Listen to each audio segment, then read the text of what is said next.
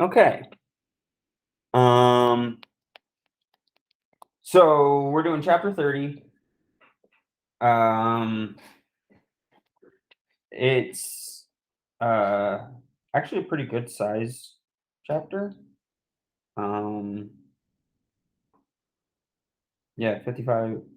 Yeah, or no, sorry, that's 31. 43 verses. Yeah. Um, and when we left off, uh, Leah had given birth to her first 4 children.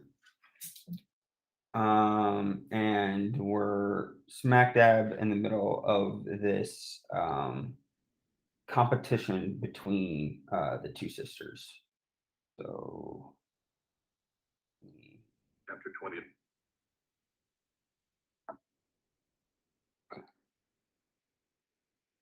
is he? No. All right, well, that'll work. Hola.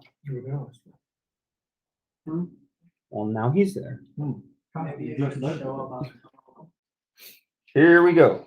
Don't wait for me. You're a fool. I'm not waiting for you. When Rachel saw she had children, she met her sister. She said to Jacob, "Give me children, and I shall die." Jacob's anger was kindled against Rachel, and he said, "Am I in the place of God who has withheld from you the fruit of?" Okay. So we start off,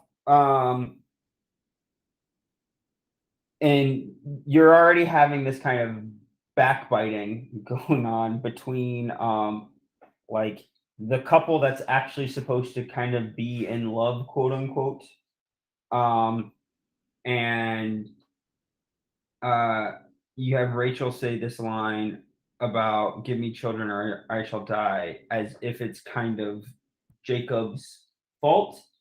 um but from Proven that he can father children. yeah, and so like that's kind of probably Jacob's point, is like, well, I'm able to have kids with her. What's going on here? And so you kind of have this same um like problem of barrenness that has come up throughout these stories. Um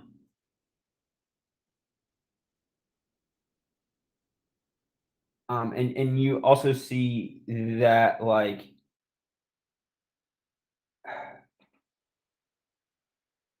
so Leah was kind of under the impression, right, that by having kids that would make Jacob love her. We don't really see any indication of that, but we do see indication that it caused strife between her and Rachel, and between Rachel and Jacob. And so there's kind of a little bit of a like, I'm not getting what I want, but maybe I'm making everything else miserable for everybody else. And so like that is working. Um, but we're going to see that Rachel's going to end up taking kind of the same route that Sarah took previously with Abraham. And she said, "Here is my servant Bilhah. Go into her, so that she may give birth on my behalf, that even I may have children through her." So if you have the Step Bible open and you click on the word behalf there, it should translate it as knee or knees. And because the literal translation there is like "give birth on my knees." And I don't know if you guys remembered, but I mentioned this the last time when we talked about Sarah and Hagar, is that there are some people that think that this might have been a very literal practice of where, like, during insemination and in birth, that it might have been that the other woman like sat on top of like the other woman's lap, and like that was a way of being like, oh, that's how she's like the surrogate mother. um but we don't really know.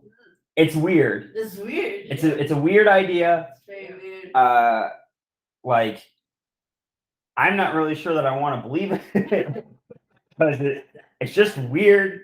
I'm not really sure what we gain by saying that that's what happened, but maybe it did, maybe it didn't. Who knows? Some rituals are weird. But yeah, some rituals are weird, and like I said, I mean, I mentioned before, we've had other weird rituals, right? Like there's the whole thing about like with the servant, be like coming and put your hand beneath my thigh, and there's like how beneath like it is that, and it's like it gets really weird really fast, and so who knows? So I'm just leaving that there. So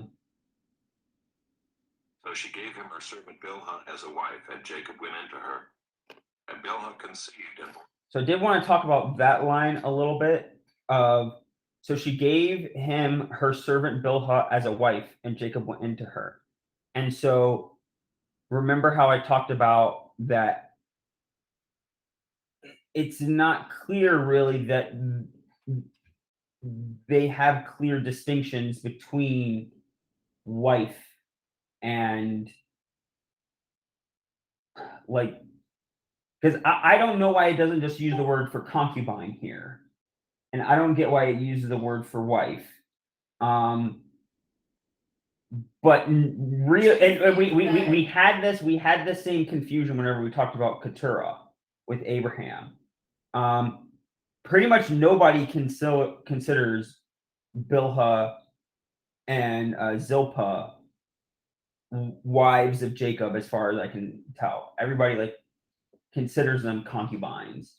But at least not in this chapter. Maybe it does somewhere later. I don't think it really refers to them as concubines. It refers to them like as a wife. But even in the commentary that I read, they were like, well, they weren't their wives. They were just doing something that you are supposed to only do with wives.